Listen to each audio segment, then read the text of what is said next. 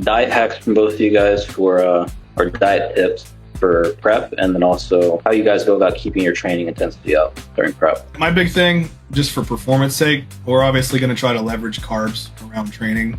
I actually had a different approach this last prep. Usually I would pull Gatorade, and that's just my chosen glucose source for during training.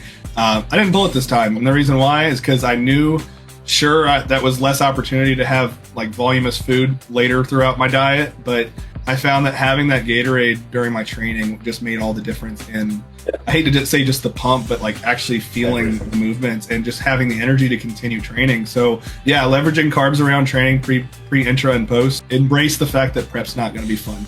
If you are not emotionally and physically and mentally prepared to go through the suck of starving and being hungry and going to bed hungry some nights, you're not built for the sport. Yeah. 100%. That goes into what my main diet hack / tip is going to be. I'm going to steal this straight from my coach, Joe Percher. My number one diet hack is go to sleep. Do not stay up starving. Yeah. Get your food in and go to bed. Idle hands are the devil's playground. Do not be one of these guys who at 2 o'clock Where I fail every time. Yeah, don't be one of these guys who at 2 a.m. is snacking on everything in your house. But if you have a significant other or kids, you're gonna have stuff in your house that is not necessarily bodybuilding friendly. Most people are not going to be able to have nothing but chicken and rice in their house. So you're gonna have temptation if your situation is realistic, right? So I would say get your food in. Eat at pretty good intervals. Eat every hour and a half, 2 hours, 2.5 hours, depending on your schedule, of course. And once your food is done for the day, go to bed. This isn't like in the off season where, I don't know about you, but I can't eat a meal and then go straight to bed. I'm going to probably have some stomach distress if I do that, just from the volume of food. But Off season for sure. Yeah, in a prep, our gastric emptying is on fire. You can eat a meal and go straight to sleep.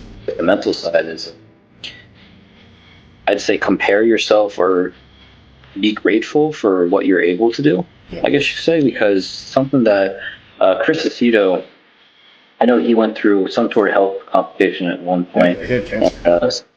Yeah, something that his clients would always say is, if they say something like they're hungry or they don't want to get up, do something, Chris Aceto would always remind them, be like, hey, I can't even get out of bed to go pee right now. I'd love to be able to do what you're doing. So realizing that you're able to do what you're doing, and you're honestly blessed to be able to do what you're doing, should give you some motivation, give you some like an oomph of like, all right, let's keep going, because this is what I want to do. I'm choosing to do this. We're starving on 6 to 7 meals a day.